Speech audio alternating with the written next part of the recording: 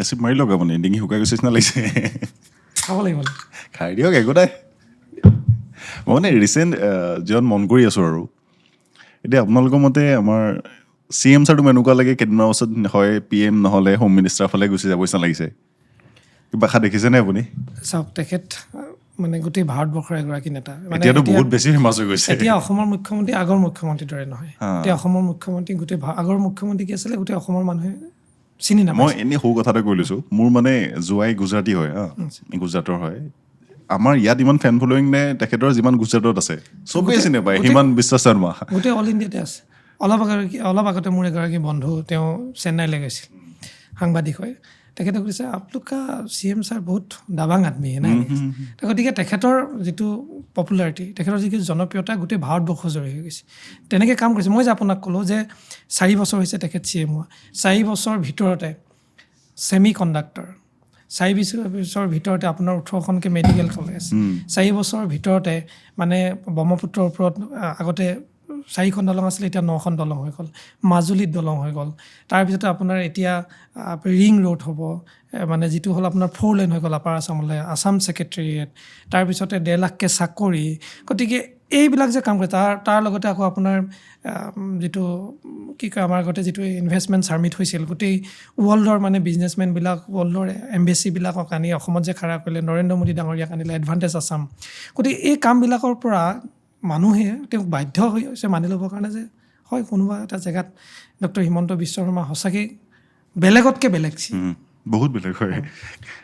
গতিকে আৰু চাওক, আপুনি এজন মানুহৰ ৰাজ্যখনৰ পলিটিক্সত থাকিলে সকলোতকৈ হাইষ্ট পদবীটোৰ সপোন কি থাকিব পাৰে? মুখ্যমন্ত্ৰী হোৱা।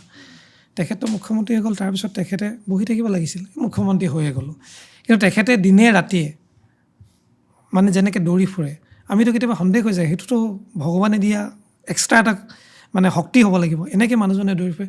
নিশ্চয় অসমখনক লৈ সপোন দেখিব লাগিব, ৰাজ্যখনক ভাল পাব লাগিব, তেতিয়াহে এজন মানুহে এনেকৈ দিনে ৰাতি দৌৰি ফুৰিব লাগিব পাৰিব। এতিয়া পঞ্চায়ত ইলেকশ্যন আপুনি চাব, পঞ্চায়ত ইলেকশ্যনত এগৰাকী মুখ্যমন্ত্ৰীয়ে তেনেকৈ দৌৰি নুফুৰিলেও হৈ যায়। কিন্তু তেখেতে একদম শদিয়াৰ পৰা ধুবুৰীলৈ, কাৰ্বি আংলঙৰ পৰা আপুনি মানে ডিমা হাছাও, যদি মই ক'বলৈ যাওঁ গোটেইবিলাকতে তেখেতে ঘূৰি ফুৰে। য'ত য'ত পঞ্চায়ত নিৰ্বাচন হৈছে, BTAD কওক, আপুনি বঙাইগাঁও কওক, গোটেই জেগাবিলাকত ঘূৰি তেখেতে কেম্পেইন কৰিছে। কিয়? ৰাজ্যখনক আগবঢ়াই নিবলৈ এগৰাকী মুখ্যমন্ত্ৰীৰ সপোন থাকিব লাগিব, ৰাজ্যখনক ভাল পাব লাগিব, তেতিয়া এনেকৈ এজন মানুহে দিনে ৰাতি দৌৰি ফুৰিব লাগিব। নহ'লেতো কোনোবা এটা জেগাত ছেটিছফেকশ্যন আহি যাব, দৌৰি নাথাকিব নহয়। তেওঁ ৰাতি বোলে 2-3টালৈকে কাম কৰে নি?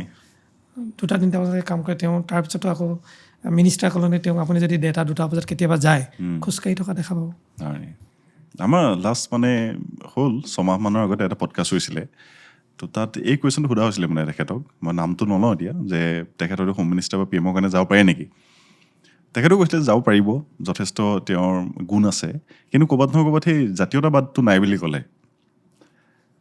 যদি সেইটো লেভেল পাইগৈও PM বা হোম মিনিষ্টাৰ, আমাৰ অসমৰ যি কিবা বিশেষ লাভ হ'ব তাৰ পৰা, সেই বস্তুটো একচেপ্ট নকৰিলে। কিন্তু নামৰূপৰ সাৰ কাৰখানা প্ৰডাকশ্যন কেপাচিটি বঢ়াই দিলে, নুমলীগড়ৰ মানে ৰিফাইনেৰীত শ্বেয়াৰটো বঢ়াই দিলে। সেইটো জাতীয়তাবাদ নহয়? জাতীয়তাবাদটো আপুনি মানে শুনিবলৈ বেয়া, যে জিন্দাবাদ মুৰ্দাবাদ কৰাটোতো জাতীয়তাবাদ নহয়। নামৰূপৰ সাৰ কাৰখানা প্ৰডাকশ্যন বঢ়াই দিলে, তাৰ কাৰণেতো কোনো আন্দোলন কৰা নাছিল। নুমলীগড়ৰ শোধন ক্ষমতা বঢ়াই দিলে, মানে গভৰ্ণমেণ্টৰ যিটো শ্বেয়াৰ সেইটো বঢ়াই দিলে, তাৰ কাৰণে কোনো আন্দোলন কৰা নাছিল। চাংচাৰিত এইমছখন হ'ল, তাৰ কাৰণে কোনোবাই আন্দোলন কৰিছিল নেকি? কৰা নাছিল। সেইটো জাতীয়তাবাদ নহয়? জাতীয়তাবাদ সেইটো হয় যি অসমখনৰ উন্নতিৰ কাৰণে কাম কৰে। জাতীয়তাবাদ 1.5 লাখ ল'ৰা ছোৱালীক চাকৰি দিলে, সেইটোক কয় জাতীয়তাবাদ। জিন্দাবাদ মুৰ্দাবাদ কৰিলে জাতীয়তাবাদ নহয়।